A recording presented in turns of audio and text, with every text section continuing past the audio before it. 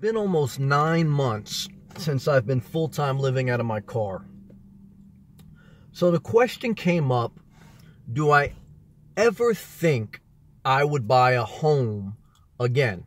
As far as whether it's a condo, townhouse, or single-family home, or even a tiny home. And the answer, as of now, after 9 months living out of my car, the answer I would give is no. No, I do not foresee me buying a physical house again.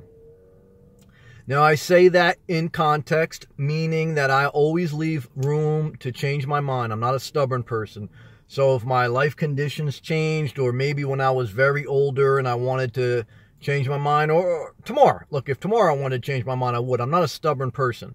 But to have a conversation with you, I want to share a perspective that after 9 months of living in my car, no, I do not plan on buying a house again.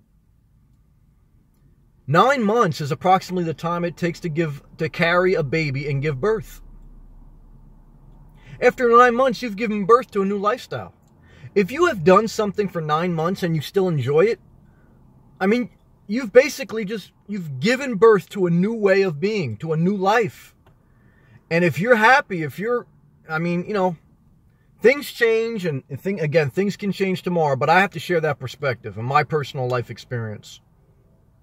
If anything, the other kind of question that came up when I was having a conversation with a friend, well, Sam, do you see yourself buying an RV or even a bigger car, maybe a truck to live in?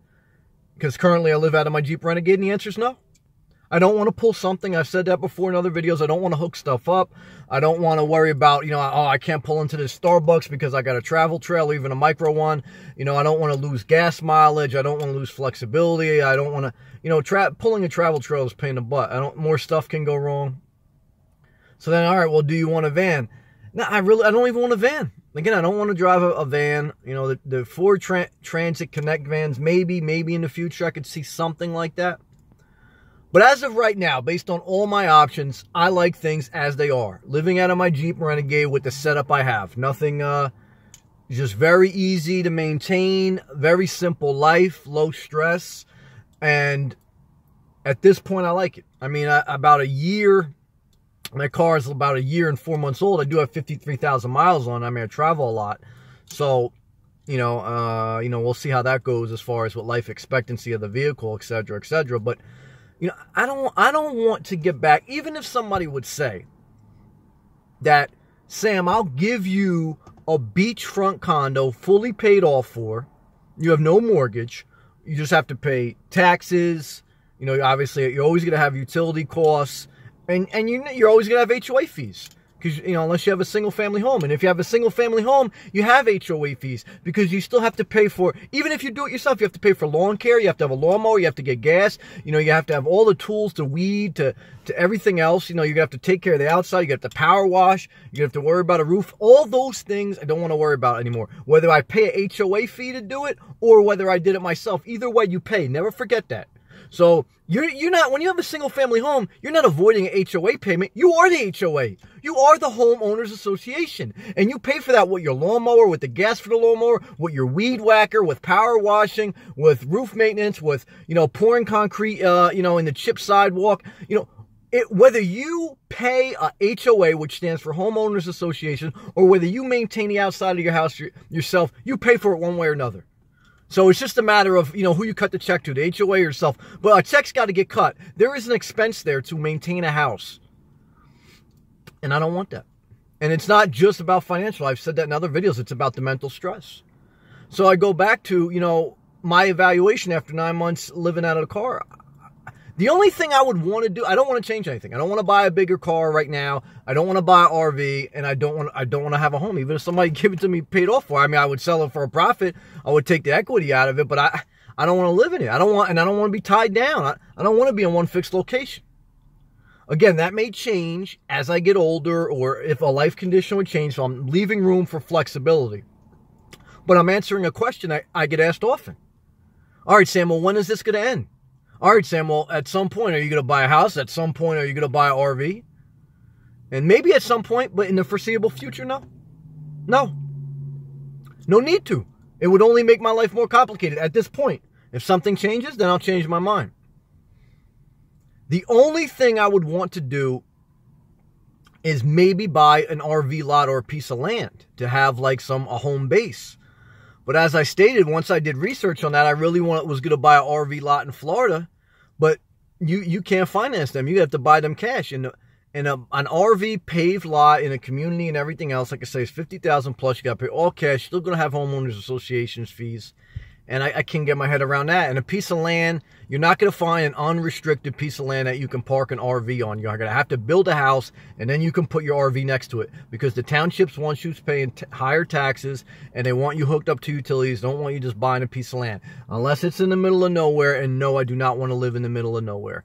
So all those things considered, I do not want to change, and I do not see in the foreseeable future me changing my living situation with regards to buying a house or even buying a bigger vehicle or an RV. I don't want to do it. And for people in my situation, I mean, other than being bored with the situation, I don't know why you would do it unless, but I have to say that I'll take that back a little bit. Everybody's different. Certain people want different things out of life, and different people have to experience different things. But for a single person who doesn't want a family, the less you can have, the better. I mean, when you have a family or when you have a pet and stuff, you have to consider those things. But for a single person with no kids, no pet, I have no desire to add any stress to my life. I like it peaceful as possible, because we already know no matter how peaceful and how simplified you make your life, there's always, we're all dealing with life. So I'm just very happy and very content. So to answer the question out there that will get posed to you too, if you decide to live out of your car, you're going to get asked that question. Well, how long are you planning on doing this for? And then, I would say if you get to the 9-month mark, you've given birth. It takes 9 months to carry a child and give birth to it on average. So if you did 9 months living in your car, you're going to be able to pretty much answer that question. And if you have a somewhat disciplined mind, I mean, because like I said, there's excitement in buying a new car and buying a new RV. Now, I will be mindful, like I said, I'm putting a lot of miles on my car. So maybe at some point I'll have to visit, how frequently I would have to change cars. And like I said, maybe a Ford Transit Connect or something like that. Those do look exciting to me, but that's it. I just want to answer that question. As I approach the 9-month mark here, living full-time out of my car, that's where it stands. All right, so I hope that whatever living situation you're in, that you're inspired, that you're encouraged, and if you're not, take the steps you need to take to get your living situation better, but only based on what you want out of life, not what somebody else is selling you on, because that's a life of resentment. Only do what you sincerely want for you, not because you're getting swayed into it, because that's what you want for you. And everything does have pros and cons. There's nothing perfect, and that's what I said. You will only enjoy doing with what you want to do. If somebody else kind of sold you on it and you really didn't want to do it, then you're going to resent them the rest of your life. So, always check yourself and be accountable for whatever you decide to do with you. But 9 months living out of my car, I don't want to change anything. Don't want an RV. I don't want another house. Don't see me buying another house. And like I say, I'll always leave an open mind. As far as, changing my mind, I may change it. But that's where it stands right now. All right?